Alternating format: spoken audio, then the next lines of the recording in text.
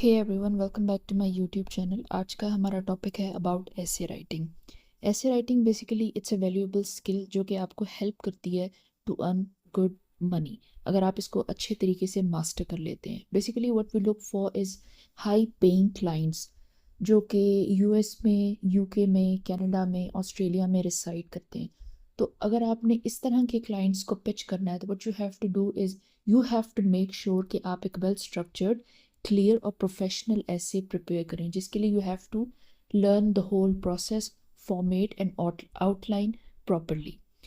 सबसे पहले हम बात कर लेते हैं ऐसे के बेसिक्स क्या होते हैं। ऐसे के बेसिक्स होते हैं introduction, body paragraph and conclusion. 3 parts में डिवाइड होता है। सबसे पहले हम बात करेंगे व्हाट इज़ इंट्रोडक्शन और किस तरह से इंट्रोडक्शन लिखा जाता है।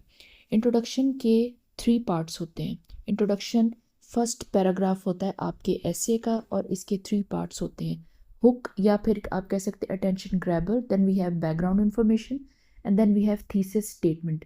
आपने अपना इंट्रोडक्शन स्टार्ट करना होता है एक ऐसे स्ट्रॉन्ग ओपनिंग सेंटेंस से जो कि आपके रीडर्स की अटेंशन को ग्रैब करे।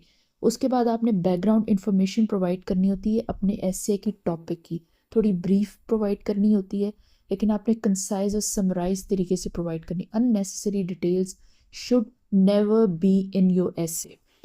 नेक्स्ट पॉइंट होता है thesis statement. Thesis statement basically आपके एसे का क्या पर्पस है उसको आपने क्लियर लाइन में, क्लियर सेंटेंस में एक्सप्लेन करना होता है। And this is how you right your introduction. Next में एक एग्जाम्पल दी है, आप इस स्लाइड को रीड कर सकते हैं, ये आपकी हेल्प के लिए प्रोवाइड की गई है। Next we have the body paragraph. ये बेसिकली मेन कंटेंट होता है जिसमें major portion of the content आपने लिखना होता है। ज़्यादातर ये 3 पैराग्राफ्स के ऊपर कंसिस्ट करता है। सबसे पहले हम फर्स्ट पैराग्राफ में अपना पहला मेन पॉइंट लिखते हैं, फिर सेकंड पैराग्राफ में दूसरा मेन पॉइंट लिखेंगे, फिर थर्ड पैराग्राफ में अपना तीसरा मेन पॉइंट लिखेंगे। आपने किस तरह से एक एक पैराग्राफ को लिखना होता है, किस तरह से उसको स्ट्रक्चर करना होता है, अब हम उसके ऊपर बात करते हैं।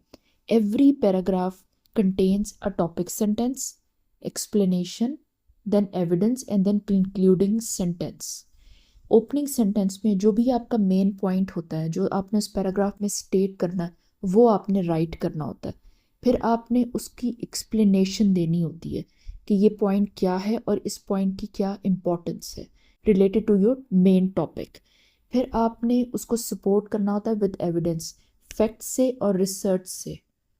नेक्स्ट कंक्लूडिंग सेंटेंस आता है। उस पैराग्राफ को का जो कंक्लूडिंग सेंटेंस होगा एक शॉर्ट समरी होती है, जो उस पूरे पैराग्राफ को, आपके मेन पॉइंट को समराइज करके आपने उस सेंटेंस में लिखना होता है। और ऐसे लिखना होता है कि आपका ये पैराग्राफ फ्लो में नेक्स्ट पैराग्राफ को कनेक्ट करे आपके रीडर्स के लिए। उसके बाद हम सेकंड पैराग्राफ भी इसी तरह लिखते हैं, थर्ड पैराग्राफ भी इसी तरह लिखते हैं। आपका जो पूरा ऐसे होता है उससे वेल स्ट्रक्चर्ड नहीं होता, बल्कि आपने एक फ्लो में लिखना होता है, सब कुछ आपस में कनेक्टेड लगना चाहिए। It's very important point. Next में एक स्लाइड प्रोवाइड की गई है एग्जाम्पल के लिए, आप इसको रीड करें ताकि आपको जो है क्लियर अंडरस्टैंडिंग हो जाए। अब हम बात करते हैं कंक्लूजन की, जो आपका लास्ट पैराग्राफ होता है ऐसे का। सबसे पहले रीस्टेट किया जाता है थीसिस को, then summary of the main points and then closing thought. आपने इसी तरह से डिवीजन में ही अपने कंक्लूजन को या अपने बॉडी कंटेंट को या इंट्रोडक्शन को इसी तरह से लिखना होता है जिस तरह आपको एक्सप्लेन किया गया है। तभी आपका कोई पॉइंट मिस नहीं होता और प्रॉपर तरीके से अलाइनमेंट होती है और फ्लो में आपका पूरा ऐसे लिखा जाता है।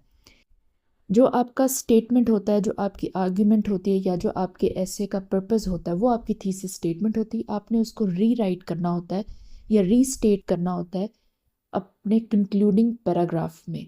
उसके बाद आपके जो पूरे ऐसे के मेन या फिर की पॉइंट्स होते हैं, आपने उनको समराइज करना होता है, कंसाइजली समराइज करना होता है, लेकिन इतना ब्रीफ होना चाहिए कि अगर कोई पढ़े तो उसको समझ में आए कि ये पूरे पैराग्राफ का कंक्लूजन है, सॉरी ये पूरे ऐसे का कंक्लूजन है, पूरे ऐसे में ये सारी डिटेल दी गई है, कोई चीज़ मिस नहीं होनी चाहिए, कोई पॉइंट मिस नहीं होना चाहिए।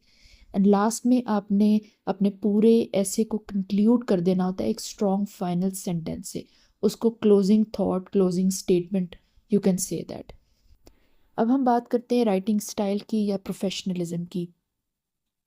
सिंपल और क्लियर लैंग्वेज यूज़ करनी होती, अननेसेसरी डिटेल्स, अननेसेसरी लेंथ नहीं होनी चाहिए, कॉम्प्लेक्स सेंटेंसेस आपने यूज़ नहीं करने, सिंपल रीडेबल ऐसे होना चाहिए आपका, एक फॉर्मल यानी प्रोफेशनल टोन होनी चाहिए, प्रॉपर ग्रामर यूज़ करनी है, स्पेलिंग एरर्स नहीं होने चाहिए, आप प्रूफ रीड करें, कोई भी कंटेंट आप जनरेट करते हैं आपने उसको प्रूफ रीड करना है, उसके बाद वो फाइनलाइज होता है, फिर आपने अपने क्लाइंट को जो है वो फॉरवर्ड करना होता है, उसके बगैर नहीं। और आपने हमेशा जो है ऐसे को रिसर्च बेस्ड रखना होता है, यानी रिसर्च से सपोर्ट करना होता है, फैक्ट से, और रिसर्च आर्ग्यूमेंट्स होते हैं या फिर रिसर्च स्टेटमेंट्स होती हैं, उन चीज़ों से आपने स्टैटिस्टिक्स से, एक्सपर्ट की जो रिसर्च होती है, इन चीज़ों से आपने अपने ऐसे को सपोर्ट करना होता है। And the last point is आपने प्लेजरिज्म अवॉइड करना होता है।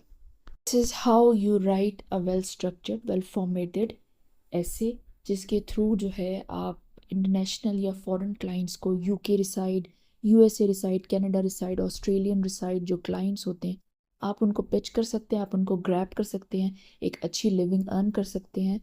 ऐसे राइटिंग बहुत ज़्यादा इन डिमांड स्किल है, अगर आप इसको अच्छे तरीके से लर्न कर लें, आप इसमें मास्टर हो जाएं, तो आप एक बहुत अच्छी अर्निंग इससे जनरेट कर सकते हैं। Thank you.